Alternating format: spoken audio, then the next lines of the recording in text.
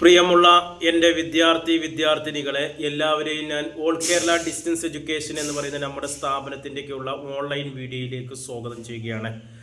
NISൻ്റെ SSLC +2 2024 October ബാച്ചിൽ പരീക്ഷ എഴുതുന്നവരുടെ ഡേറ്റുകൾ നിങ്ങൾ അറിഞ്ഞിട്ടുണ്ടായിരിക്കും. നമുക്കറിയാം 2024 ഒക്ടോബർ 22-നും അതേപോലെ തന്നെ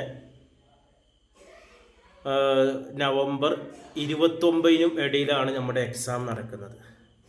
അപ്പോൾ അതിൻ്റെ ഡേറ്റ് ഷീറ്റുകൾ ഇന്ന് സൈറ്റിൽ വന്നിരുന്നു, നിങ്ങളത് കണ്ടിട്ടുണ്ടായിരിക്കും. ഓരോ എക്സാമിൻ്റെ ഇടയിൽ നമുക്ക് ഗ്യാപ്പ് ഉണ്ടാണ്. എക്സാം തുടങ്ങുന്നത് 2:30 മണി മുതൽ 5:30 മണി വരെയാണ്. അതിൽ data entry, computer and office application, basic computing, painting ഇതുപോലുള്ള വിഷയങ്ങൾ 4 മണിക്ക് തിയറി എക്സാം അവസാനിക്കും. 2:30 തുടങ്ങിയ 4 മണിക്ക്. കാരണം ആ വിഷയത്തിന് തിയറി എക്സാം 30 മാർക്ക് അല്ലെങ്കിൽ 40 മാർക്കിനാണ്. അതുകൊണ്ട് 4 മണി മാക്സിമം പോയ 4:30 ഉള്ളിൽ നിങ്ങളുടെ എക്സാം അവസാനിക്കും.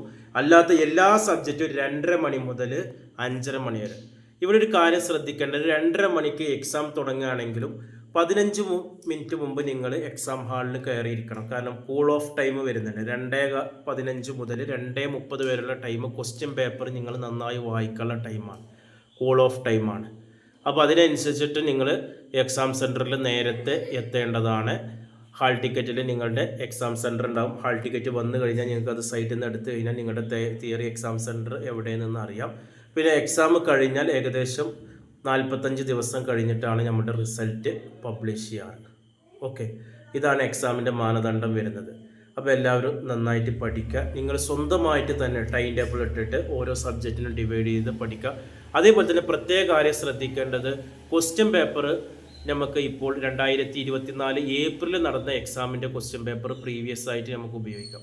അതിന് മുമ്പുള്ള വർഷങ്ങൾ നിങ്ങൾ യൂസ് ചെയ്യരുത്. കാരണം 2023, 22, 21 നമുക്ക് പഴയ സിലബസ്സാണ്. അപ്പോൾ പഴയ സിലബസ് ആകുമ്പോൾ നമുക്ക് ഈ 60%, 40% എന്നുള്ള മാനദണ്ഡം ഇല്ല. ആ മാനദണ്ഡം ഇല്ലാത്ത രീതിയിൽ അവർ തയ്യാറാക്കിയ ക്വസ്റ്റ്യൻ പേപ്പറാണ്. അപ്പോൾ ക്വസ്റ്റ്യൻ പേപ്പർ നിങ്ങൾ 2024 ഏപ്രിൽ നടന്ന പരീക്ഷയുടെ മാത്രം ഫോളോ ചെയ്താൽ മതി. മറ്റുള്ളത് നിങ്ങൾ എന്ത് ചെയ്യേണ്ട, ഫോളോ ചെയ്യേണ്ട. കാരണം അത് ഫോളോ ചെയ്താൽ നമുക്കതിൻ്റെ എക്സാമിന് പോകുമ്പോൾ ബുദ്ധിമുട്ടാവും. പുതിയ രീതിയിൽ നമുക്ക് കൂടുതൽ ഒബ്ജക്റ്റീവ് ക്വസ്റ്റ്യൻസ് ആണ് വരുന്നത്. അതുകൊണ്ട് ടെക്സ്റ്റ് ബുക്കുകളിൽ വരുന്ന 1 വേർഡ് ക്വസ്റ്റ്യൻ, ഓരോ ചാപ്റ്ററിൻ്റെ ഇടയിൽ വരുന്ന ഇൻഡെക്സ് ക്വസ്റ്റ്യൻ നന്നായിട്ട് വർക്കൗട്ട് ചെയ്യുക. അതേപോലെ തന്നെ മലയാളത്തിൽ എഴുതുന്നവർക്ക് ഗൈഡ് നന്നായിട്ട് പ്രാക്ടീസ് ചെയ്യാൻ പറ്റുന്നതാണ്. ക്വസ്റ്റ്യൻസ് നമ്മൾ ഇംഗ്ലീഷിലാണ് വരുന്നത്. ആ ഒരു കാര്യം നിങ്ങൾ ശ്രദ്ധിക്കണം. മലയാളത്തിൽ എക്സാം എഴുതുന്നവരും ഇംഗ്ലീഷിൽ എഴുതുന്നവരും ക്വസ്റ്റ്യൻ പേപ്പർ ഇംഗ്ലീഷിലാണ്. അതുകൊണ്ട് നിങ്ങൾ പഠിക്കുമ്പോൾ മലയാളത്തിൽ മാത്രം ക്വസ്റ്റ്യൻ പഠിച്ചാൽ പോരാ, ഇംഗ്ലീഷിലും കൂടി വർക്കൗട്ട് ചെയ്ത് പഠിക്കണം.